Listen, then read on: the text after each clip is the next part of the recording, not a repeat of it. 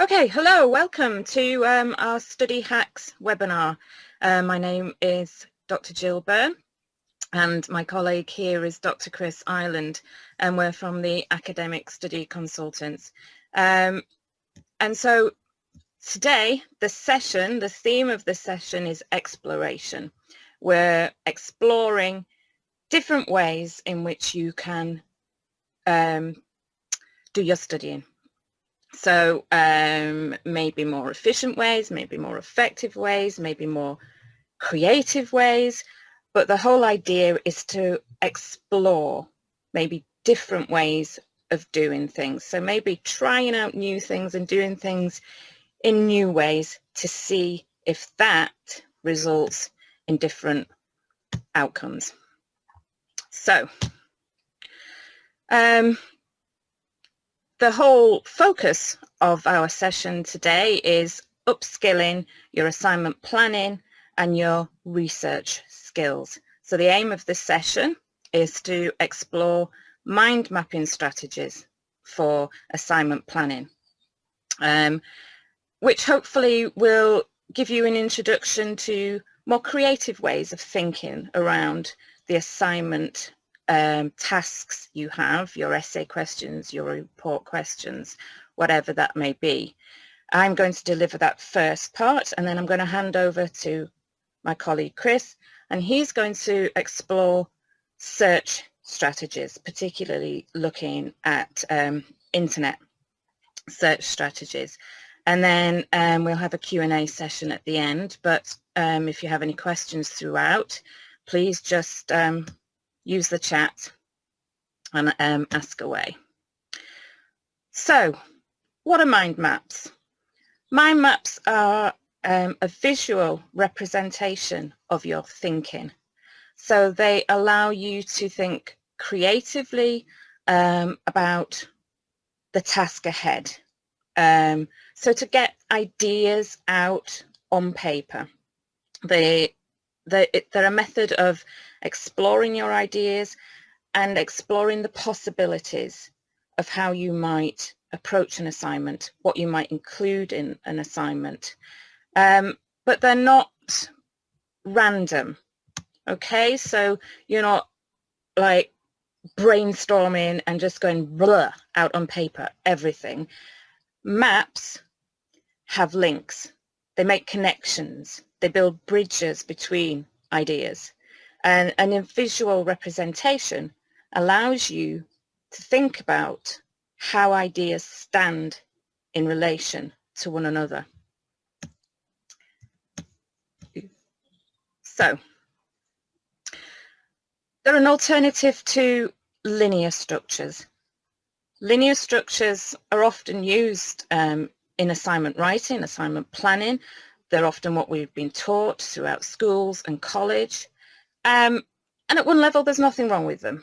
However, they can be very limiting in the way that they allow you to think, in that they can send you down a very straight, narrow path. Introduction, main body, points for, points against, or advantages, disadvantages, conclusion. And we can get stuck in these linear structures. However, rather than one fixed path, there are usually many different options and lots of different paths that you can travel on. So how do mind maps help you then? They can free up your thinking from those linear structures that can be limiting. They can allow for further exploration. They can allow you to think wider. They can allow you to make connections and relationships across and between ideas, and for you to visually see those connections. You can think wider, you can explore possibilities, and then because you can see this mapped out visually, you can refine more effectively. You can also then assess and evaluate the ideas that you've visually set out before writing, and you can move things around. And you can do all that before you start writing. And you can also assess the limits of your knowledge. So once you've seen everything, all that you know, all that you've got out there on paper, you can start to decide what you know, what you need to know more about, and you can create a research and a reading plan. So how do these mind maps work then? Let's have a look at some examples. So I'm going to show you some real examples. These are examples that were created by students. So this is a plan for an essay. It's a 3,000 word essay, undergraduate. Management and managing are characteristically gendered in many respects, that should say. And that was the starting point, that was the starting quote for an essay, and the student was required to evaluate that statement. So does gender, does whether you're male or female, influence the opportunities you have in terms of reaching high levels within an organisation and managing? And so this student starts to think about these ideas and thinks, well, okay, the first stage of gendering is actually in education, right from the start of education. So why is this stage important? Career options on gender, statistics, factors influencing gender segregation in the workplace. So horizontal structures, vertical structures, men top of the hierarchy, more men in management roles. There's many theories about that. Women equal informal networks, perhaps more so than formal networks. Part-time work, full-time work. Why gender differences exist, biological differences. Women are more likely to take a break from work to have children than men. But there are structural differences, there are socialization differences. And so you can see this student mapping out her ideas, and then these arrows are showing the connections between ideas. She's building those roads, those paths, making those connections and building those bridges and getting lots of ideas out on paper here. And you can see there are all sorts of ways in which she could go with this assignment and where she might do some more reading. Here's a different one, looks different. Same sort of question or topic area, sex and power. Is it possible or impossible to work full-time and combine family duties? So this is about work-life balance, but it's also about gender, because family duties may well be different for men and women. So again, the student starts to think about the ideas. Okay, what's today's picture in terms of empowering women, feasibility, market innovation, question of income living costs? What's the limitations of this development? Discrimination, pay gap, different skills, part-time or de-skilled jobs. Who's more likely to be working part-time and in de-skilled jobs, men or women? Who's more likely to be doing domestic and childcare duties? Working culture, is there a focus on mothers? What about men? Is their role changing? Is paternity leave and paternity responsibilities, both socially and legally, changing? Okay, what's the legislation then? Okay, so again, ideas, arrows, creating a map around this subject and this topic, but thinking widely. Now, this particular student used this as a plan. She then did her reading, she then did her writing, and then when she came to edit her assignment before finally handing it in, she went back to her plan, and she used this map to help her edit, check and evaluate what she'd written. And she could see that perhaps the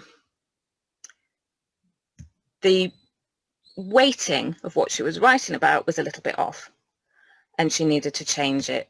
She'd got way too much stuff on legislation, not enough on the roles of women and working culture and so on. So she could see that she needed to do some tinkering. And so this map acted as a guide throughout the whole process for this student. Okay, so let's have a go at a mind map. Let's try one. Here's a question. Critically evaluate the causes and consequences of global decline in bee populations. So I've highlighted causes and consequences in red because there's two elements to this question. And when you get a question like that, you need to make sure that you cover both aspects and you equally weight perhaps both aspects. It can be tempting to just focus on one aspect and then forget the other. So what do I know about declining bee populations? I know what I've seen in the media, I know what I've read in newspapers, I know what I've heard, I know that the chemicals that are used in agriculture are a problem. I know that there are other causes. I know that people talk about different ways of farming, large farms, the reduction of hedgerows, urbanization, the native habitat of bees being impeached upon by man. But let's have a focus on these chemicals to start off with. So I did a little bit of reading, and apparently there's a particular chemical called neonicotinoids, and they're an issue. I then thought, well, actually, do you know what? I want to know what the extent of the decline is first before I go much further. So these are, and I don't really know that. What's happening in the bee population? Is it the same around the world? Has there already been an impact on food production? Because although I don't know the answers to those questions, I do know that there's a relationship between bees and food. Bees pollinate our food. So this is me just getting out of my brain what I already know. So the consequences I am assuming would be economic and food production. So I know a bit, but I need to know some more and I need to do some reading. So let's have a look. I did a little bit of reading. So these chemicals, these neonicotinoids, apparently they suppress the immune system of bees. So that's one way in which they affect the bees. Do they always result in the reduction of bees wherever they're used in the world? Well, apparently they use them extensively in Australia or Canada, but they don't appear to be having the same colony collapse disorder as they are in other parts of the world. So are these the sole cause of the colony collapse, or is there something else going on? Well, apparently there are viral pathogens and parasitic mites. So if you think, well, okay, if those exist, these parasites and pathogens, the viruses, bees get viruses the same as humans, are there, and these neonicotinoids are suppressing the immune system, maybe the bees aren't as effective at fighting off the parasites as they were before. Perhaps they don't have as many viral pathogens and parasitic mites in Australia and Canada, and maybe that's why they're not as affected there. So I'm going to have to do some more reading around that, and I might need to do a bit more reading about what this colony collapse disorder actually is. So I've got some ideas then about what might be causing the problem, and I need to do some more reading there, so that's going on my reading list. But let's have a look at the issue of consequences then. So the majority of the planet's 100 most important food crops depend on insect pollination. Okay, so if we lose our bees, we lose our food. Pretty big consequence. But Martin Smith, he's the president of the British Beekeepers Association, and he was talking about how the United Nations has recognised the importance of managed honeybees. They contribute 153 billion to the global food production, so there's an economic consequence here. But maybe these managed bees are our solution. If we can manage bees, if we can farm bees, we can keep them away from the neonicotinoids, we can keep them away from pathogens and parasites, perhaps. Would that be solving our problem? Well, apparently a recent international study found of 41 crop systems on 6 continents that wild bees are important to their pollinization. If we rely solely on domesticated honeybees, we could ultimately put these crops at risk. That's from E. Grossman, Yale University. So, okay, we've got 2 different ideas. Managed farm bees, the importance of wild bees. So 2 different opinions. I need to do some more research around that. Plus, Martin Smith, he is the president of the British Beekeepers Association. Perhaps he has some vested interest in managed bees. There might be some bias as to his opinion, and I'd need to get a more rounded understanding of that whole issue. But I'm starting to see ideas, relationships between ideas, and I'm also starting to see where I need to do more reading. So what do we do next? What comes next? Reading and research. What do I know already? What do I need to know? Where's my evidence? And where's my discussion? I was starting to get a bit of a discussion between the farmed bees and the wild bees. I was starting to get some nuances between areas in the world where these neonicotinoids are having a big impact and areas where they're used but they're not having as much of an impact. So there's ways in which I can go, and I could see that visually, and I could plot that out visually, and I was creating a map for myself to go forward.